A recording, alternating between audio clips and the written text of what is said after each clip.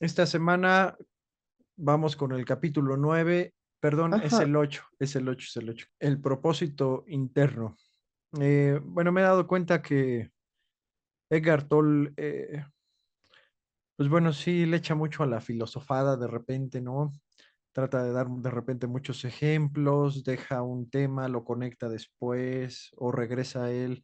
Entonces, bueno, como habíamos platicado en el capítulo anterior, de repente eso nos puede hacer un poquito de pelotas, pero bueno, creo que intuyo su propósito, ¿no? Que es meditar un poco en las diferentes ideas, en expresar ideas de diferentes maneras para diferentes personas, etcétera. Pero bueno, la verdad es que cuando pues tratas de resumir las ideas principales de cada capítulo, pues realmente son muy concisas, ¿no?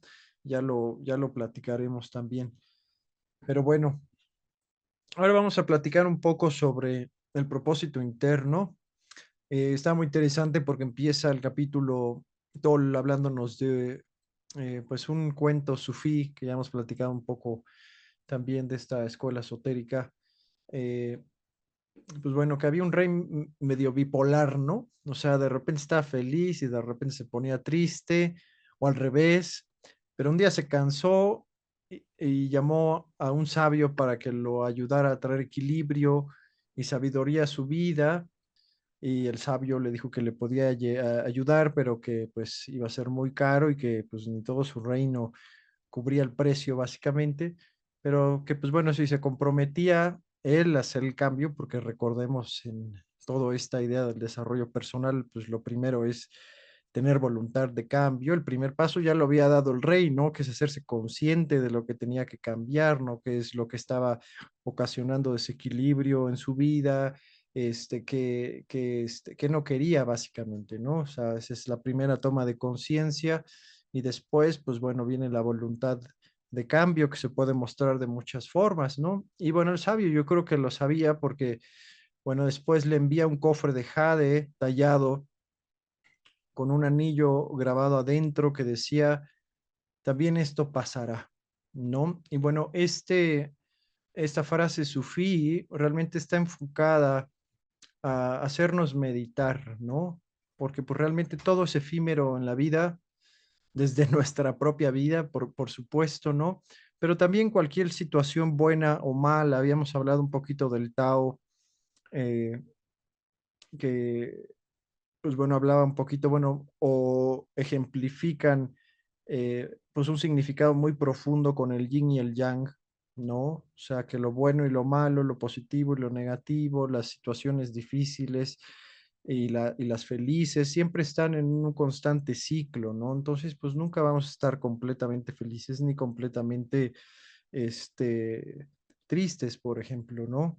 Lo que debemos de hacer es hacernos conscientes de estos ciclos también, por supuesto, y navegarlos de la mejor manera. Ellos decían en el Tao, por ejemplo, cuando estamos en situaciones o parte de este ciclo que es difícil, complicado, hay crisis, pues bueno, hay veces que hay que hacer algo y hay veces que no se puede hacer nada porque son cosas fuera de nuestro control.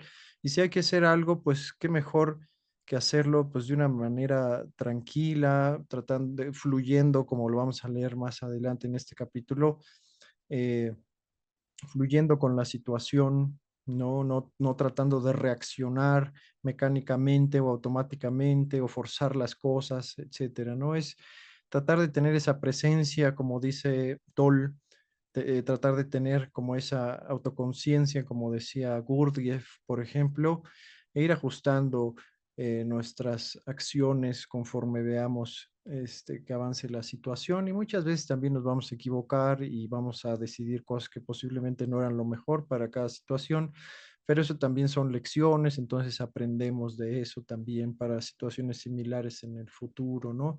Entonces es un fluir de estos ciclos, ¿no? Entonces, pues esto está muy pegado al Tao de nuevo. También esto pasará, ¿no? Entonces le decía el sabio al rey, lleva siempre este anillo y antes de que califiques de bueno o malo cualquier acontecimiento o situación, toca el anillo y lee la inscripción. Dice, de esa forma estarás siempre en paz, ¿no? Ya lo habíamos platicado un poquito desde el libro Joe Dispenza, ¿no? Que, bueno, nuestra mente siempre está ocupada, está, pues, este cerebro más primitivo, eh, pues porque así está programado, ¿no? Está buscando siempre peligros, siempre cosas en que preocuparse, alimentando ciclos de pensamiento negativo, ¿no? Entonces, pues realmente si nos hacemos consciente de todos estos procesos, tratamos de estar presentes en nosotros mismos, de acallar un poco el ruido mental, pues bueno, es muy probable este, que podamos sortear cualquier situación, inclusive difícil, pues con más sobriedad, con más calma, incluso pues puede pasar más rápido, ¿no? Pero bueno, Toll nos dice que el punto es no poner resistencia interior a los sucesos. Es decir, cuando somos uno con lo que nos sucede, con lo que nos sucede, de nuevo, cuando fluimos con los eventos sin anticipación, sin expectativas de ningún tipo, entonces, pues bueno, encontramos la situación de una manera más fácil o de nuevo la podemos navegar con más gracia, ¿no? Por así decirlo, ¿no? Entonces, el punto es estar presentes, estar conscientes, sin alimentar estos ciclos de pensamientos y emociones negativas y hacer lo mejor que podamos en cada momento y situación. No sé si les había platicado de este concepto que hay de la persona antifrágil, ¿no? Que va más allá incluso de la resiliencia, porque una persona antifrágil no es que resista situaciones difíciles o crisis o situaciones inesperadas, sino que incluso crece con ellas, ¿no? O sea, no las ve como tragedias, sino las ve como oportunidad de desarrollo, de crecimiento, de aprendizaje, ¿no? Entonces, esto es un enfoque muy, muy interesante también, ¿no? Pero bueno, el punto es hacernos consciente de esta transitoriedad de todas las cosas y principalmente de todas las formas de, de lo material, de la materia, como habíamos hablado en los primeros capítulos, según Toll, ¿no? Lo superficial, lo que solamente ven nuestros ojos o nuestros cinco sentidos, ¿no? Todo pasa, ¿no? De nuevo, en situaciones difíciles, pues es no resistirnos, fluir con cada situación, no juzgar, no identificarnos, porque ya habíamos hablado un poco de la mentalidad de víctima, ¿no? De que algo malo nos pasa y aunque tuvimos un periodo de tranquilidad y de felicidad y de conexión con los demás, o puede ser cualquier situación, un periodo largo y nos pasa una cosa mala, decimos, ay, no, es que a mí todo me sale mal, ¿no? No, es que yo creo que Dios la trae contra mí, ¿no? Entonces, bueno, es muy chistoso, ¿no? El punto no es identificarnos de nuevo, estar conscientes de estos ciclos, de que todo es transitorio y de que, pues bueno, hay temporadas buenas y malas y para las dos tenemos que estar preparadas, ¿no? Y pues bueno, aquí menciona también todo un poco el asunto de no apegarnos también a las situaciones, ya sean buenas o malas, ¿no? Adelante, Ana, ¿querías comentar algo? Sí, sí, Luis. De hecho, dentro de las leyes universales se dice que una ley permanente, así permanente que no falla, es precisamente la impermanencia de la vida, ¿no? Esto es, nada dura para siempre. Aunque, y vaya, en eso creo que sí les puedo decir, soy expertise, tengo mucha expertise en el punto. Pensar que el dolor va a ser para siempre. Y no es cierto. La alegría no es para siempre, la felicidad no es para siempre, el amor mismo no es para siempre. Entonces, bueno, nada más quería yo decir eso, que si hay algo permanente, es precisamente la impermanencia de la vida. Sí, exactamente, muchas gracias, Ana, ¿no? Es la mutabilidad de la vida, le dicen, por ejemplo, en el I Ching, todo está en constante cambio, todo se transforma, nada dura para siempre, con la misma forma, por supuesto. Hay una cosa que permanece, pero también pues sigue desarrollándose, que es la conciencia, también lo hablaremos más adelante también, ¿no? Pero bueno,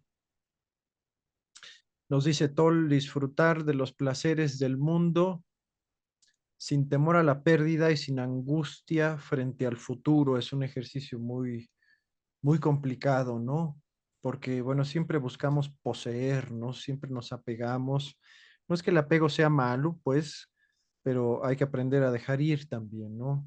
Entonces, cuando conocemos a alguien, por ejemplo, y puede ser que se convierta después en nuestra pareja, empieza a haber ahí sentimientos de posesión, de apego, pero pues realmente pues compartirá algún periodo de nuestras vidas, pero pues muy probablemente pues, o sea, algún día se vaya o pase algo, o nosotros nos vayamos antes que ellos, no sé.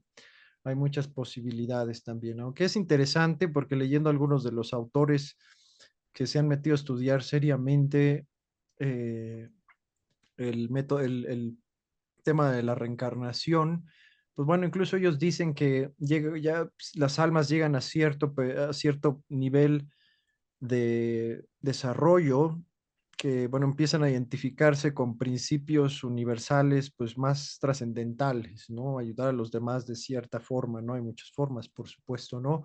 Entonces, en base a esos principios se crean familias como tribus de almas, si quieren llamarle así. Entonces, eso los conecta. Entonces, pues bueno, en algunos casos, Brian Weiss lo comentó también, Stratford Betty, que es uno de mis favoritos sobre estos temas, muy serio también, Joel Wheaton, o sea, todos ellos eh, hablaron de eso, ¿no? O sea, y ellos llegaron a esa conclusión a través de sus propios métodos, pero es interesante también, ¿no? O sea, que bueno, igual no está muy bien apegarnos, pero de alguna otra forma también estamos conectados siempre a aquellos que amamos, ¿no? Y pues muy probablemente en una vida encarnemos como hermanos, como primos, me explico, pues puede variar, pero es muy interesante cuando se crean conexiones fuertes, esa conexión no se pierde, ¿no? Nada más igual para comentarlo, ¿no? Interesante que, pues bueno, también la relación se transforma, ¿no? Porque, pues antes puede ser que hayan sido primos, ahora son hermanos, ahora son amigos, me explico, entonces las dinámicas cambian, eso es muy interesante también. Entonces nos habla ahora Toll del espacio interior. Habíamos platicado un poco sobre este tema también con Joe Dispensa, ese espacio en el que estamos realmente conectados con nosotros mismos. Pues bueno, él nos lleva a través de sus propios métodos de meditación, que bueno, lo estamos practicando ahora los jueves, ¿no? Es parte de ese ejercicio de entrar en contacto con ese espacio interno, con nosotros mismos, nuestro yo interior, nuestra conciencia, como quieran llamarle, ¿no? Eh, y bueno, nos decía Toll que cuando perdemos esa conexión con ese espacio interior o cuando no lo reconocemos, las cosas del mundo adquieren mucha importancia, ¿no? O una importancia absoluta incluso, ¿no? Eh, Nos tomamos las cosas muy en serio, le damos más peso a cosas que pues realmente no lo merecen o no lo tienen, ¿no? Entonces, pues bueno, ya lo habíamos platicado, se vuelve pues en un lugar amenazador, en un lugar peligroso el mundo, ¿no? Entonces, pues bueno, eso por supuesto no ayuda a nada. Ahora, yo les quiero recomendar, incluso si encuentran algunas entrevistas de este autor en YouTube, se llama Ilian McGilchrist. Se los voy a poner ahí en el chat de WhatsApp para que tengan la oportunidad de verlo. Para mí es uno de mis autores favoritos actualmente. Estudia desde la neurociencia, psicología, ciencias cognitivas, y para mí es uno de los personajes más revolucionarios o uno de los más importantes en estas áreas. Ha aportado muchísimo en los últimos años, ahorita apenas empieza a ser más conocido, pero vale muchísimo la pena, ¿no? Habla mucho de cómo todo lo que sabíamos antes sobre el hemisferio izquierdo y el derecho, pues son mitos prácticamente, ¿no? que aquí en Occidente, por ejemplo, le hemos dado mucho peso a esa parte más intelectual, lógica, que teoriza, que trata de categorizar todo, ¿no? Que pues bueno, sí es una función del hemisferio izquierdo, por ejemplo, mientras dejamos las funciones del hemisferio derecho como a un lado o subdesarrolladas, ¿no?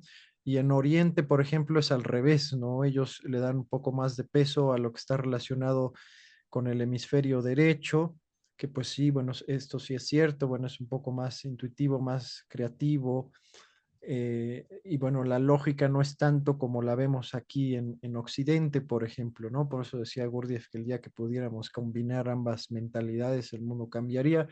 No hemos llegado ahí, ojalá algún día lo hagamos, ¿no? Pero bueno, realmente el punto es pues usar ambos hemisferios, pero el que es eh, el hemisferio que debíamos desarrollar más es el izquierdo, de hecho es el que debería de, por así decirlo, eh, regir básicamente sobre el hemisferio izquierdo, ¿no? Eh, Sobre el hemisferio derecho. el, el derecho debería regir sobre el izquierdo. Ah, ok. Pero les estoy tocando el tema ahorita de una manera muy burda y simple porque sí hay que deshacerse de muchas preconcepciones que teníamos antes del funcionamiento y de las tareas de cada hemisferio, porque muchas pues están muy fuera de lo que ya se sabe ahora también. Y pues bueno, entenderán un poquito más a qué me refiero, que el derecho debería realmente regir sobre el izquierdo, por así decirlo, ¿no? Es interesante, no sé igual cómo se los podría resumir ahorita sin extenderme demasiado también, pero el punto es que la percepción de la realidad del hemisferio derecho es muy diferente al del izquierdo. Entonces, por ejemplo, una persona que está más regida por el hemisferio derecho, eh, puede ser que pueda entender a las personas que son más lógicas, intelectuales, que están más regidas por algunas características del izquierdo, ¿no? Pero para la persona que está regida más por lo intelectual, lo teórico, etcétera, le cuesta mucho trabajo comprender la mentalidad de la gente que está más regida por el hemisferio derecho, ¿no? Y más porque, bueno, se le puede parecer caótico, fuera de lo normal, ilógico, etcétera, ¿no? Nada más hay, ténganlo en cuenta y lo podemos platicar también más adelante, ¿no? Pero bueno, una de las cosas que decía también McGilchrist es que la atención, o sea, la atención consciente, o sea, poner atención, es la forma en la que proyectamos nuestra conciencia al mundo. O sea, sin atención no estamos conectados con el espacio, como decía Toll, ni el interno ni el externo, con nuestro entorno prácticamente, ni los demás, ¿no? O sea, puede parecer obvio, porque ya no hemos platicado cosas similares, pero bueno, estamos de nuevo muy acostumbrados a disociarnos, a no prestar atención, a perdernos en nuestros pensamientos, que eso es de nuevo gente dominada un poco más por el hemisferio izquierdo, ¿no? O sea, que se disocia con sus propios pensamientos, con sus propias preocupaciones, etcétera, etcétera, ¿no? Entonces, bueno, eso no ayuda mucho, ¿no? Eh, y bueno, aquí un paréntesis, porque bueno, tener conciencia del espacio significa que además de tener conciencia de las cosas, que pues bueno, las cosas, pues conciencia de las cosas es lo que podemos percibir con nuestros cinco sentidos, hay un estado de alerta subyacente, dice Toll, ¿no? Entonces, ese estado de alerta implícita, que no solamente somos conscientes de las cosas o los objetos, sino también del hecho de ser conscientes, ¿no? Eso es muy interesante, que de nuevo está muy conectado a la idea de la autoobservación de Gurdjieff, ¿no? Entonces, de nuevo aquí, en línea con esto, nos dice Toll que la razón verdadera por la cual nos molestamos ante una situación, una persona, un suceso, no está en la persona, la situación o el suceso, sino en haber perdido la perspectiva verdadera que solamente el espacio nos puede proporcionar. O sea, es este estado de autoconciencia prácticamente, ¿no? Entonces, quedamos atrapados en la conciencia del objeto y perdemos de vista el espacio interior, de nuevo, que es atemporal, de la conciencia misma, ¿no? Entonces, cuando utilizamos como guía la frase de nuevo, también esto pasará, pues bueno, recuperamos la conciencia de esta dimensión interior, ¿no? Ahora, cuando nosotros, pues bueno, llegamos a tener como una experiencia con este estado interior, o llegamos a conectar con este estado interior, podemos notar que se aligera el peso de la mente o el ruido también que hay de repente en la mente, ¿no? Y podemos sentir alegría y pues nos sentimos más nosotros, ¿no? Que dice Toles como la alegría de ser, ¿no? Él pone un ejemplo muy básico, es que es cuando ya estamos muy cansados y ya casi punto de dormir, a menos, bueno, que pues de repente algunos somos muy preocupones y ansiosos y de repente estamos ahí sobrepensando las cosas antes de acostarnos, ¿no? Pero ya cuando estamos muy, muy cansados y a punto de dormir, experimentamos o podemos experimentar esa ligereza, ¿no? Donde ese tren de pensamiento se pausa, la mente se acaba, ya estamos completamente relajados, ¿no? Entonces, bueno, esto lo vamos a platicar ahorita más adelante, pero esto está, pues sí, conectado también al concepto de Joe Dispenza, de este estado meditativo, por ejemplo, ¿no? Donde, pues bueno, nos desconectamos por un momento del entorno, entramos en contacto con ese espacio interior y de nuevo, pues nos sentimos con mucha paz, con esa alegría de ser, por así decirlo, ¿no? Aunque sea por muy poquito tiempo, ¿no? Pero bueno, hay que aclarar aquí que la conciencia del espacio no tiene nada que ver con lagunas mentales o disociarse, ¿no? Eso lo habíamos platicado ya también, aunque los dos estados tienen en común el hecho de estar más allá del pensamiento, ¿no? Entonces, hay una diferencia fundamental entre los dos. En el primero, eh, la conciencia del espacio, nos elevamos por encima del pensamiento, mientras que en el segundo caemos por debajo de él, por así decirlo, ¿no? Y bueno, dice aquí Toll que el uno es el paso siguiente en la evolución de la conciencia humana y el otro es un retroceso hacia un estado del cual salimos hace millones de años, dice, ¿no? Entonces, bueno, caer por debajo del pensamiento en lugar de elevarnos por encima de él. ¿A qué les suena? O si, no sé si tengan algún ejemplo, se les venga algo a la cabeza. Ya habíamos platicado un poco eh, sobre este tema, ¿no? Cuando estábamos hablando un poquito de la disociación y la disociación patológica que también Nelva nos compartió, ¿no? Me suena a estados alterados de conciencia. Es que los dos son estados alterados de conciencia también, ¿no? Por arriba, estar por Pero arriba, por estar por abajo. sí, claro, porque pues no estás realmente consciente, ¿no?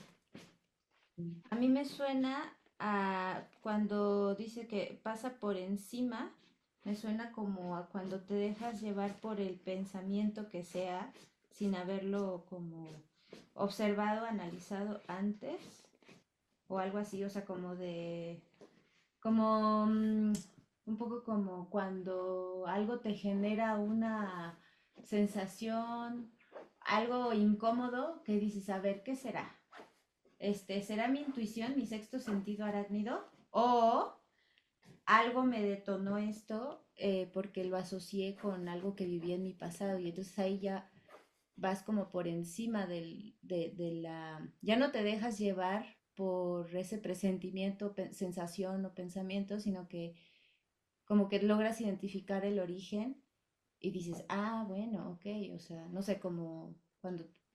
a eso me suena, como analizar esos pensamientos y descubrir por qué se originan y ver si sí son válidos o no. O a eso me suena. O no identificarte con ellos, ¿no? Porque prácticamente lo que hacemos, por ejemplo, cuando estamos en un estado de conciencia plena, pues es elevarnos por encima de los pensamientos, prácticamente. No estamos identificándonos con ellos, pasan y bueno, pasa y como Mm. cuando hablábamos, por ejemplo, de la meditación de Joe Dispenza también, ¿no? Que él decía, bueno, ya cuando vayan a entrar en este estado, pues dejen que los pensamientos pasen, no se claven, entonces, pues bueno, ¿qué pasa? Estamos conscientes de nuestro estado interno y externo, no nos identificamos con nada, no nos apegamos a nada, ¿no?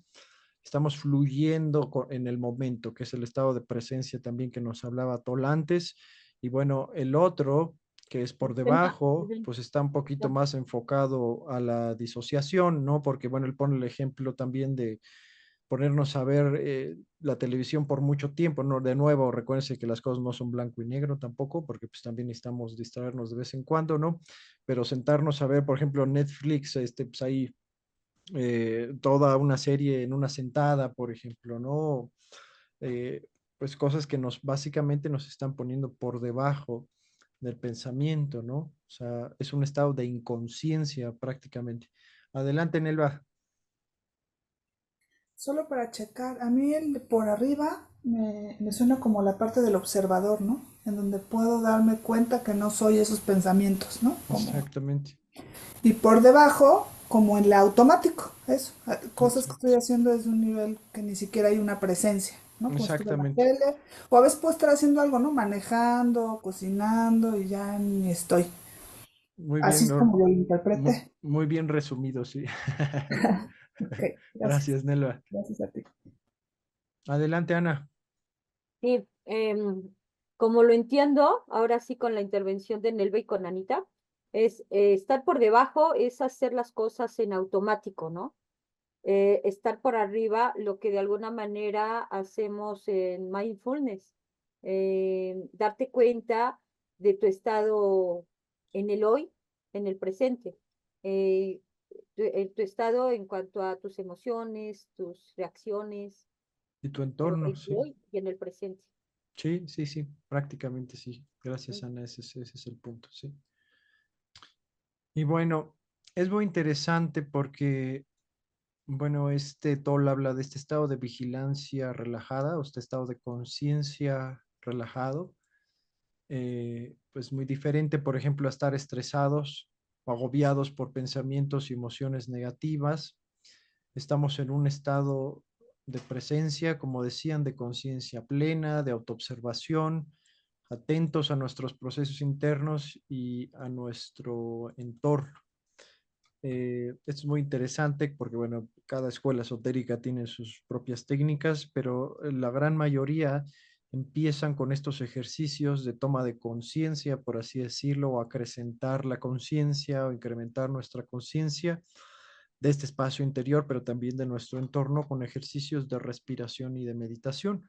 Pero incluso para algunas venían después la meditación, ¿eh? Primero eran los ejercicios de respiración, ¿no?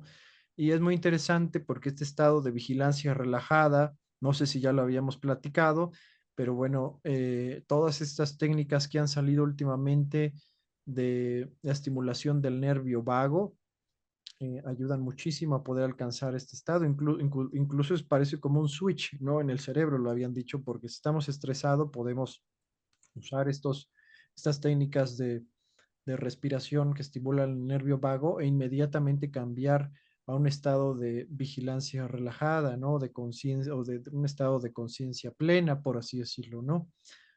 Nelva, ¿querías comentar algo o es todavía la anterior? No, no quería comentar, no bajé la mano, pero sí comento. Quiero compartirles algo que yo les dejo a mis consultantes, sobre todo cuando llegan y nunca han hecho nada, ¿no? No tienen ni idea. Y ahorita que decías de la respiración, antes de poderlos poner a hacer pues, una meditación, una visualización incluso a veces, les dejo que pongan en su alarma del celular cada hora que suene, cada hora, cada hora, cada hora, un sonidito. Y entonces voy primero como desde, solo haz una respiración y date cuenta que estás respirando, ¿no? Y luego les voy aumentando, ¿no? Ahora haz una respiración después de X tiempo, los que sí lo hacen, porque muchas personas no lo hacen y lo que dicen más es no me da tiempo, no puedo. ¿no? Y yo digo, de verdad que no, no nos da tiempo ni respirar. Sí, Y les voy aumentando, ¿no? Como, y bueno, y ahora respiro y observo cómo respiro, ¿no? Y luego observo cómo me siento cuando, ¿no? Y luego observo cómo estaba mi cuerpo cuando respiré. Y así les voy aumentando. Antes de hacerles dejarles como que mediten 5 minutos y creo que es súper útil porque primero van ubicando cómo es y se empiezan a hacer redes neuronales, ¿no? Se empieza a aprender como una partecita ahí en el cerebro y no se genera resistencia. Yo recuerdo cuando hace muchos años me sentaban a meditar 24 minutos, era horrible porque se genera una resistencia, el cuerpo no aguantaba, ¿no? La mente se volvía loca.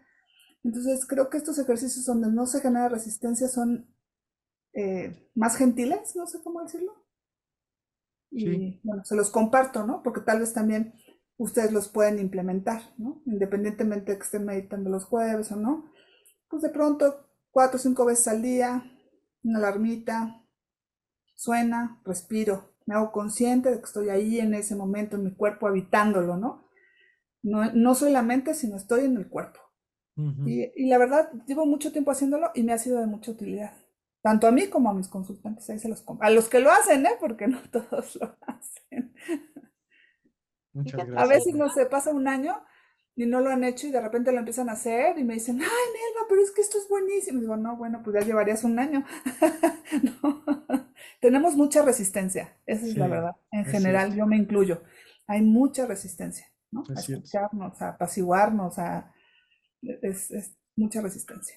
Listo, gracias. Así es. Y bueno, ya habíamos platicado un poquito de esta resistencia también, Elba, en el capítulo anterior, cuando hablamos del cuerpo, del dolor también, ¿no?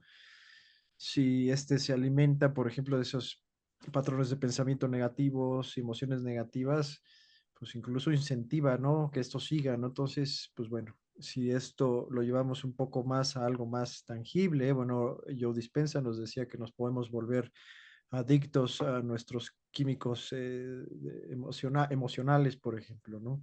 Entonces es complicado de repente salir, ¿no? De nuevo, es práctica, ¿no? Es práctica. Y bueno, por ahí en esta línea nos decía también Toll, por ejemplo, si podemos alcanzar este estado de vigilancia relajada o de conciencia plena, si llega alguna situación complicada, difícil, un problema que resolver, pues bueno, observamos y oímos con atención, no nos identificamos con lo que esté pasando, tenemos, bueno, como esta perspectiva, damos un paso atrás, por así decirlo, y tenemos una perspectiva un poco más separada, no tan emocional del asunto. eh, Podemos volvernos uno con la situación, que quiere decir hay una conciencia, una comprensión pues más completa de la situación. No reaccionamos de manera automática y la solución emana de la situación misma, ¿no? Y es muy interesante porque así trabaja la creatividad prácticamente, ¿no? La lógica trabaja de forma diferente conectando cosas de repente. La creatividad es otro asunto, ¿no? Muy diferente que también, que les platicaba un poquito más también relacionado con la investigación de McGilchrist, por ejemplo, ¿no? Entonces, si la acción en esa situación es posible o necesaria, entonces optamos por una acción, por supuesto, pero si nos esperamos un poco más con esta conciencia plena, porque bueno, hay cosas que no, en este ejemplo, ¿no? Que nos pone Toll, no, hay cosas que no tenemos que resolver enseguida, ¿no? Y le damos un poco más de espacio, ¿no? Fluimos un poco más con la situación. Entonces, puede ser que nos llegue incluso como inspiración, por así decirlo, de nuevo conectado con la creatividad, esa acción correcta, ¿no? Que es apropiada para el todo, para mí, para la otra persona, para la situación, etcétera. Entonces es una perspectiva muy interesante porque ya lo habíamos platicado, ¿no? La conciencia es parte de estos ejercicios de conciencia, es ver cómo nuestras acciones impactan nuestra vida y la vida de los demás. No es un ejercicio a veces difícil, pero es ideal, ¿no? Adelante, Ana. ya, Ana, era ¿quién? con respecto al, ¿cuál de las dos, Anas? Pues vi, a ver, primero la Vas. de Ana Lara, porque fue la Ah, primera que vi, Ana. Si quieres, ahorita le sigues. bueno, igual, nada más rápido, antes de que terminen de cambiar del tema, justo en relación con lo que se comentaba de la respiración y lo que decía Nelva, sí es cierto. Bueno, les voy a poner un ejemplo muy concreto y tal vez muy específico, pero creo que si a ustedes, por ejemplo, les gusta cantar, creo que podría ser algo también mucho más ameno de realizar, que va a obligarlos sí o sí a estar más conscientes de la respiración. Pero bueno, en un ejemplo muy concreto, cuando he tenido algunos alumnos con situaciones un poquito de pánico escénico al cantar, ¿no? Normalmente los ejercicios que se recomiendan o lo que se intenta, digamos que dejarle en claro al alumno, es que nunca pierda la atención de su respiración. Y es como magia, realmente. Y yo lo he aplicado también. Cuando estoy muy nerviosa, de pronto trato de recordar así de, a ver, si estoy respirando bien, y me doy cuenta que no estoy ni siquiera respirando, y entonces la falta de aire hace que también tus cuerdas vocales se forcen más, ¿no? Cuando como tratar de compensar esa falta de aire, aprietas más y más tu garganta y no estás dejando que fluya por ese tubo, ¿no? De tu aparato fonador, ese aire para que pueda emitir de forma más libre el sonido, ¿no? Entonces, bueno, obviamente les hay que enseñar la técnica de respiración, que es además mucho más profunda que una respiración regular, ¿no? Es una respiración diafragmática. Y también hacemos un montón de ejercicios para que ellos confirmen y comprueben la diferencia de lo que se hace cuando respiran superficialmente, cuando respiran solamente, digamos, con la parte superior de los pulmones, solamente así elevando el pecho y la clavícula, y no usan ese movimiento abdominal para hacer que el diafragma baje y los pulmones se llenen más, ¿no? Entonces se dan cuenta ellos de realmente lo efectivo que es respirar de esa forma, y cuando se concentran más en su respiración, automáticamente también todo ese pánico, todas esas voces en su cabeza de no lo estoy haciendo bien, ¿sabes? Como que se disipan un poco porque se están concentrando justamente en eso, en la respiración. Entonces, pues creo que también es un ejemplo bastante concreto y claro y puntual de cómo hasta en una situación así de que pues a todos nos ha pasado, que yo creo que en algún punto de nuestra vida, no sé, hablando en público tal vez, ¿no? Y ni siquiera nos estamos dando cuenta de que no estamos respirando, o sea, de que nos estamos aguantando las inhalaciones, etcétera, ¿no? Entonces, bueno, eso creo que también es algo muy, muy padre y muy bonito, que también les podría recomendar a ustedes si llegan a cantar en la regadera, en la cocina, en el karaoke, lo que sea, pues que pongan atención a su respiración, y eso va a dejar que todo fluya muchísimo mejor también. Pero Muchas gracias. enséñanos, Anita, porque si no, pobre de la gente Ah, con la que vivimos. cuando quieran, cuando quieran. Sino que, como dicen, que soporten, ¿o qué? Que soporten los vecinos. En lo que aprenden, así se empieza siempre. Muy bien, gracias, Ana. Bueno, en esa línea, pues bueno, después de la conciencia plena nos hablaba todo del estado de inconsciencia o este estado automático, ¿no? Y es muy interesante porque, bueno, estos estados de inconsciencia incluyen cuando pues la voz de nuestra mente empieza a crear mucho ruido y pues, absorbe la mayor parte de nuestra atención y de nuestra energía. Ya habíamos platicado, por ejemplo, cómo los videntes de Castaneda hablaban de lo importante que era para el trabajo personal ahorrar la mayor cantidad de energía, ¿no? Para poder hacer el trabajo, básicamente, porque no es nada fácil, por supuesto, ¿no? Pero bueno, muchas veces estos estados también internos desequilibrados, pues también se llevan gran parte de nuestra atención, nos clavamos mucho, pues no sé, cualquier tipo de estupidez, ¿no? Ay, es que hubiera hecho esto, hubiera hecho lo otro, esta persona no le caigo bien o esta persona está en mi contra, preocupados por todo y nada, ¿no? Nada que valga la pena realmente, ¿no? Y esto es la gran mayoría de las veces. Es muy interesante porque en esa línea les había platicado y compartido algo sobre el virus de Huético, que bueno, esto es un poquito más enfocado a creencias de algunas tribus de indígenas norteamericanos, que es básicamente pues como un virus de la mente, ¿no? Por así decirlo, y es la obsesión por el yo y las cuestiones personales subjetivas, ¿no? Entonces, la respuesta para ellos era, pues una vez que caigas en desesperación o en estos ciclos de pensamiento negativo o emociones negativas, eh, ¿qué tenemos que hacer? Expresarlo, eso es lo primero, ¿no? Con alguien que ya lo hemos platicado también desde el libro de Alita, ¿no? Alguien con el que tengamos confianza y sabemos que se preocupa por nosotros y nos quiere, dejarlo salir, ¿no? Porque es muy interesante, porque si no, no creamos afuera, por así decirlo, si no, no lo dejamos salir, creamos adentro, ¿no? Ya hemos platicado un poco de la psiconeuroinmunología, también como las emociones, incluso los pensamientos negativos, como lo vimos también con Joe Dispenza, crea por dentro, ¿no? Entonces son enfermedades, cáncer, etcétera, ¿no? Muy interesante también, ¿no? Entonces es muy importante dejarlo salir, ¿no? Cuidado que esto no son quejas, a veces puede sonar de esa manera, ¿no? Pero es solamente comunicar cómo nos sentimos prácticamente, ¿no? Eh, y la otra es, bueno, darle un poco la vuelta, ¿no? Si el virus de Huético, como aquí nos decía, estar en este estado de inconsciencia o por debajo de los pensamientos, como nos decía Toll, pues es estar como más ensimismados, que también lo vimos con Joe Dispenza, ¿no? Este estado de supervivencia prácticamente que nos ensimisma. Entonces, es darle la vuelta, ¿no?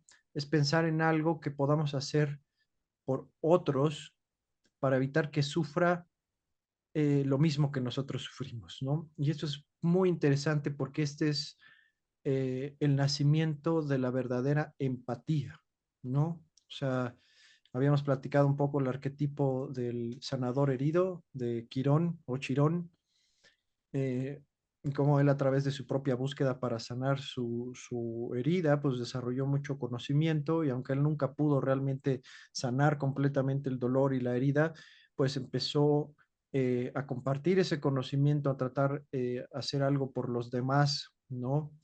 Que pues también le pasó a él o que es similar a su dolor y a sus heridas, ¿no? Entonces, eso es la verdadera empatía, ¿no? Entonces, darle, salirnos de nosotros mismos para poder ayudar a otros prácticamente, ¿no? O sea, dejar de enfocarnos en nosotros mismos y enfocarnos un poco más en ayudar a otros, ¿no? Pero bueno, hablando un poco más de este espacio interior, eh, nos decía Toll que pues bueno, vamos a ir encontrando de repente estos vacíos o pausas entre este tren de pensamiento o como él dice, este torrente de pensamientos. Como nos decía Nelva, pues bueno, la respiración consciente pues realmente es el primer paso, ¿no? La meditación es el siguiente. Hay algunos que empiezan con meditación, está muy bien. Hay gente que realmente igual la meditación, híjole, no les entra, ¿no? Está bien también, aunque primero hay que hacer el intento, por supuesto, ¿no? Pero miren, ahorita recordaba uno de los ejercicios más sencillos para callar la mente y entrar en contacto con uno mismo. Pues bueno, por supuesto está la respiración consciente. Eh, También está, bueno, es un tipo de respiración que curiosamente es extremadamente fácil y que ha salido en muchos de los estudios relacionados con el estrés y la tensión justamente este, en los últimos 5 años, es la inhalación doble. No sé si ya les había platicado de ese tipo de respiración. Entonces, prácticamente los estudios nos dicen que si nos empezamos a sentir ansiosos, principalmente, o estamos sobrepensando, o preocupados, o tristes, o empezamos con esos ciclos de pensamiento negativo, entonces, ¿qué hacemos? Pues prácticamente es inhalar doble, o sea, inhalamos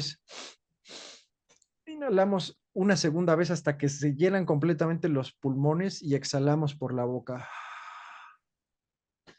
Hacer eso 3 veces reduce solamente 3 veces, reduce hasta en un 70% los niveles de ansiedad, por ejemplo, ¿no?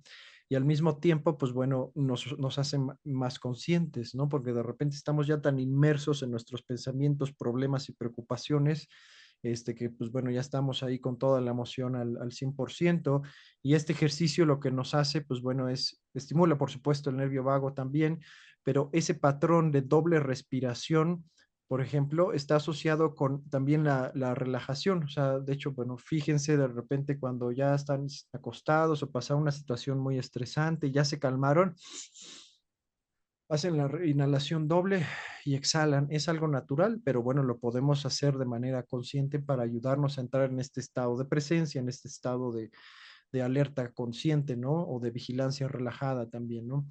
Es muy interesante. Y el otro también es un ejercicio muy interesante que, bueno, ya les había platicado un poco de Mel Robbins, y ella decía igual, cuando estemos entrando en estos estados, cerramos nuestros ojos y de manera consciente contamos del 5 al 0. Y también esto, bueno, suena extremadamente sencillo porque cerrar los ojos y mentalmente contar 5, 4, 3, 2, 1, 0 y se acabó.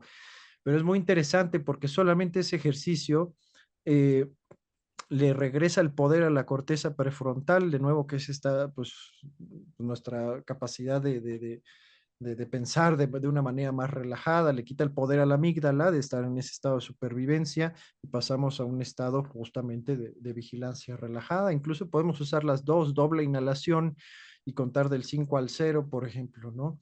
Entonces, a través de estos ejercicios, como nos decía Nelva, doble inhalación, por ejemplo, contar del 5 al 0, otros ejercicios que ya veremos después que estimulan el nervio vago, pues nos ayudan muchísimo a empezar pasito a pasito a crear estos vacíos, estas pausas en este tren de pensamiento o ruido interno o ensimismamiento, hasta que, bueno, cada vez se vuelve más fácil para nosotros estar en un estado de conciencia plena, ¿no? No es fácil, porque, bueno, también somos seres humanos, eh, pues vamos a tratar de estar la mayor parte del tiempo conscientes, por supuesto, pero de repente van a pasar cosas, ¿no? De que, pues bueno, nos vamos a disociar, nos van a mover el tapete, o pues nos van a generar estas emociones o pensamientos negativos, pero el punto es tratar de ser consciente de ello y de que esos periodos nos duren cada vez menos también, ¿no?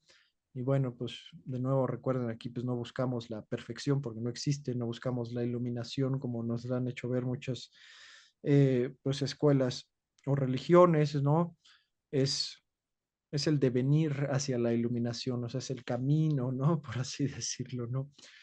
Y pues bueno, es parte de fluir, como dice Toll, en el momento también, ¿no? Con la situación, poco a poco. Tenemos que ir aprendiendo lo que nos toca aprender, hay que ser pacientes también, no quitar, por supuesto, el dedo del renglón, hay que pues aplicar siempre voluntad, ¿no? Pero bueno, podemos de repente ahí también caer, ¿no? Pues, es posible también, ¿no? Como decía Nelva, podemos, pues no sé, ponernos recordatorios, post-its, alarmas, lo que le sirva a cada quien, ¿no? De que pues respiras, ¿no? Entonces, bueno, haces tu respiración consciente, como decía Nelva, la respiración con doble inhalación, exhalas por la boca, contar del 5 al 0, o sea, ese tipo de ejercicios que regresan, eh, nos regresan a un estado de conciencia plena, ¿no? Y cada vez va a ser más profundo, ¿no? Interesante, bueno, porque yo Dispensa sí habló de la respiración también, pero él se enfoca más en la meditación, pero en un estado de vigilia del día a día, ¿no? Pues podemos lograrlo a través de la respiración. Y Gurdjieff, por ejemplo, en la cuarta vía, él decía, todo trabajo personal empieza con la respiración, ¿no? Y estaba en línea, por supuesto, a esto también, ¿no? También volvernos cada vez más conscientes de nuestra respiración, también como decía Ana, de repente estamos estresados y estamos respirando de manera muy superficial, de manera muy rápida, a veces como dice, dejamos de respirar incluso, ¿no? El punto, bueno, es notarlo, e irlo corrigiendo poco a poco, pero notarlo, ya estamos hablando de conciencia, nos estamos dando cuenta, ¿no? Eso es interesante, ¿no?